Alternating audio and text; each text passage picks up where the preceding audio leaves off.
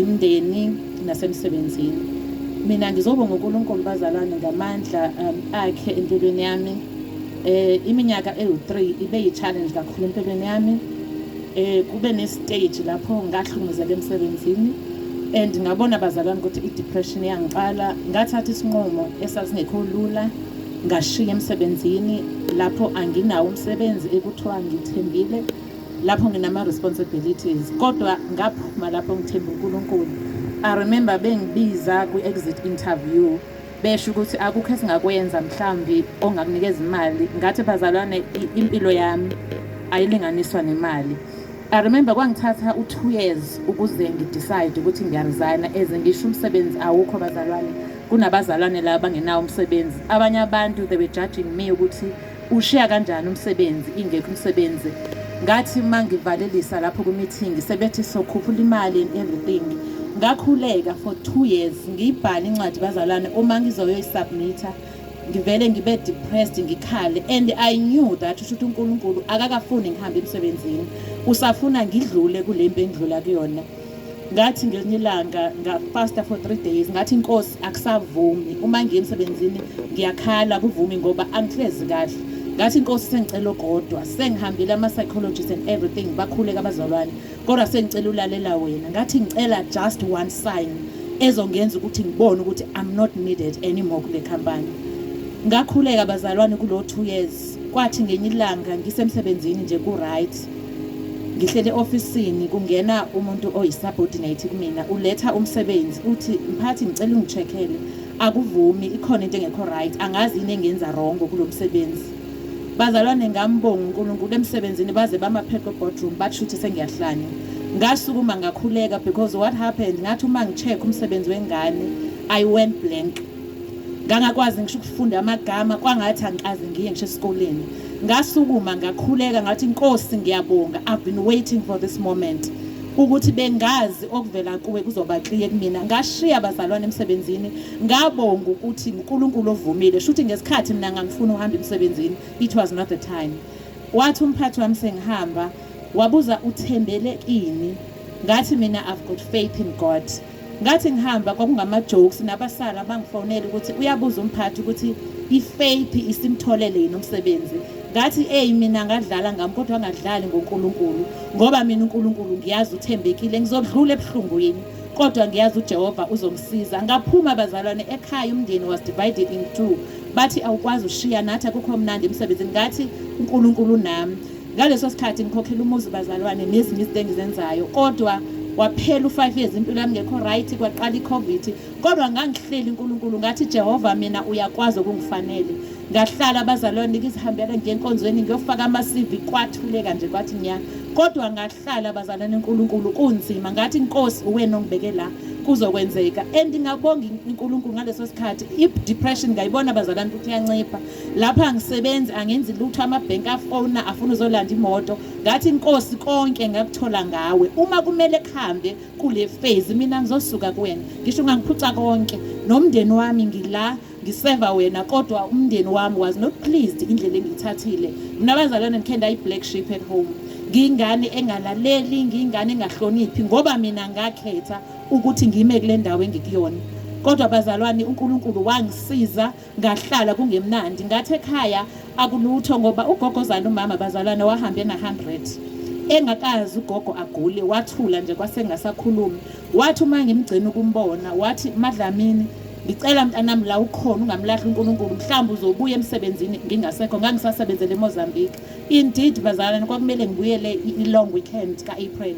Ngafika ugogo esethule, ngithe ekhaya sebengilwisa bethi angihloniphi, angi-attend izinto zendawo. Ngathi mina ngikhethile, ngicabanga ukuthi kuzo zonke into esingazenza la ekhaya umuntu une-right, sengikhulile akekho umuntu ozongikhethela indlela engizoyihamba. Ngathi nogogo wahamba emhlabeni engakaze angifundise enye indlela. Ugogo wami ubekhuleka, angikwazi uma sengisele sengikhethile ukuphila noNkulunkulu, nizongitshela ukuthi angenze izinto zasezweni. Ngiyaxolisa ngaba yileyo ngane bazalwane nga-neglect emndenini, kwenzeka lento kuhamba emsebenzini. Abantu abaningi even omalume abantu nje bathi bekumele kube nje ngoba uyadelela, akaphileke naleyo nkonzo awayikhetha. Bazalwane ngahlala uNkulunkulu. I remember kuzolanda imoto ifika ngisemsebenzini lapho ngangiconsulta khona, athi umlungu waseNetbank sizocela ulanda imoto ngoba ukhokhi uwenzile ama-arrangement but seku-too much.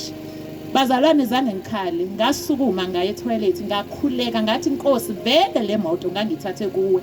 Ngiyazi ukuthi njengoba bezoyithatha uzongilethela enye engiyona ebengidriver. Ngathi ngicela ungilinde egate-ini ngeza. Ngithe sengiphuma ngingena kwi-parking ngithathe laptop wafona lo baba. Wathi sengiyahamba akuvumi ngiyithathe le moto. Akuvumi ngiyithathe. Ngathi sengiseduze wathi cha ngicela ungisize uzame noma u2 months installment ngoba le moto akuvumi ngiyithathe. Angimbonanga abazalwane umuntu waseNetbank, angimazi nokuthi wayenjani. Kanti ngesikhathi kuzothatha imoto ngoba siyahlala ku-probation bazalwane u3 years angazi ngangiphila kanjani, angikazi kufonwe ebhenki kuthiwe sekuphela u3 months siyawudla umuzi. Ngithi kulungile ngeke ngikwazi ukuyogqekeza ezitolo. Namanje abazalwane ngisahlala emzini wami, uNkulunkulu wangenzela umusa.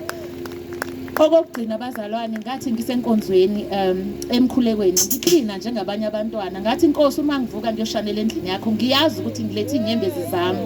Kwafika ekhaya kubazali ukuthi bereport ukuthi lo muntu enithi ufuna umsebenzi ekhaya abazalwane kusemthatha. Bathi lo muntu othi ufuna umsebenzi eMaritzburg akabuye, akawufuna umsebenzi, ubonakala eyibhedlela ehamba nabantu esingabazi ekhuleka. Ngahlala abazalwane kunzima, kuthiwe kuyokhulekwa ngihambe ngelight upetrol awukho. Zothi sekuphuma uyokhuleka esibhedlela ngifonela abantu ukuthi ngicela ungisendele u200 ngizofaka upetrol. Ngayiphila abazalwane leyo mpilo engisho ukuthi noma sikhuleka abazalwane we need to ask his strength uNkulunkulu. Ngathi ngenye ilanga ngiklina lapha emvuselelweni ngatshelwa incegu yathi uNkulunkulu uzwile ukhala kwakho. Ngifolile nje ngisula itulo siyashanela ngoba siyocela umsebenzi uNkulunkulu.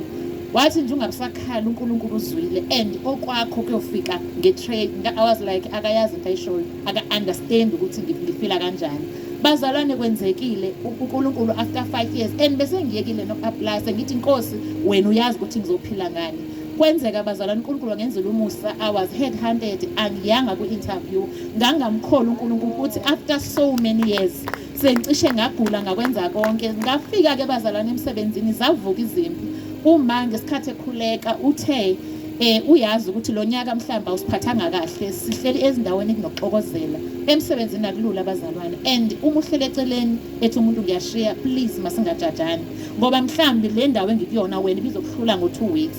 Ngafika abazalwane emsebenzini kwangathi izimpi eziqala phansi. Uyazi umama uSibadla ngagula abazalwane to an extent that singasakwazi ukudrive ngivale ukukhuluma and uma ngiye esibhedlela becheck abatholi lutho.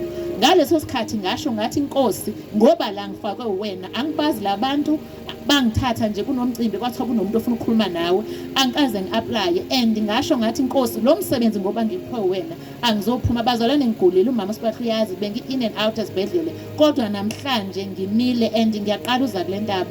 Yebo senginokubajoyina umndeni kaNkulunkulu wase his will and ngiyabonga amandla engiwathatha khona and le nkonzo bazalwane ayikhethile. uNkulunkulu babekile labazalwane ukuthi basupport. Ngizophakamisa nje amandla kaNkulunkulu hayi ngoba bengithanda uzokhuluma ngezinto eziphathekayo kodwa ngizochaza ukuthi mina i-depression ngiyayazi and i-depression ayibhalwe ebusweni. Nangaleso sikhathi yayingiphethe babethe abazalwane akubonakala thina sikubona enkonzweni uright ngathi ngoba ngibona benu uNkulunkulu owangidala uyazi and ngoba sengingaka ngiyafisa ukuthi uNkulunkulu nomndeni wami bazalwane ngelinye ilanga ushilo umama ekhuleka wathi masilethe sikhuphuke entabeni nemndeni yethu.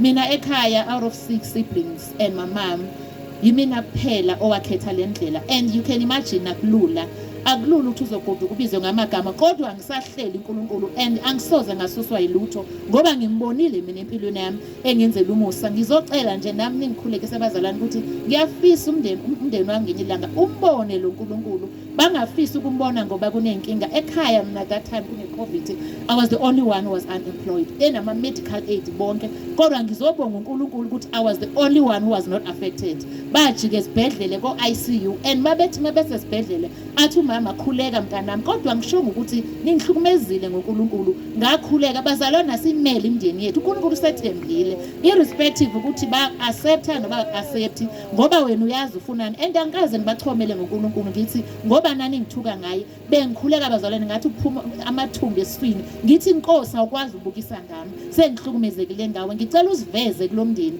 ngenye ilanga bazokubona. Ngizothi kulo mzalwane olana manje njengoba la uyathuka ukuthi azavuke ngemvula uNkulunkulu uyasithanda bazalwane, uyasenzela konke. Ngithe nje uma ngingasukumi ngoba nginecala, ngoba ngiyayazi i-depression, ngiyasazi i-stress, kodwa angikaze ngidle amaphilisi e-depression. Ngomusa kaNkulunkulu ngiyabonga. Hallelujah.